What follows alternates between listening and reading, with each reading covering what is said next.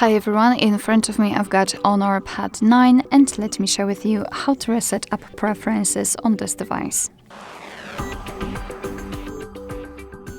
So let's start with opening the settings, and in this left section we have to scroll and find apps. Then let's tap on apps, so the second option, and here tap on the three dots icon in the right upper corner. Now let's tap on Reset App Preferences, which is at the bottom of the list, and here your device is informing you what it will actually reset, so among others, disabled app notifications and background data restrictions for apps. What's more, no worries, you won't lose any app data, so simply tap on Reset, and basically this is it. So thank you so much for watching. I hope that this video was helpful, and if it was, please hit the subscribe button and leave the thumbs up.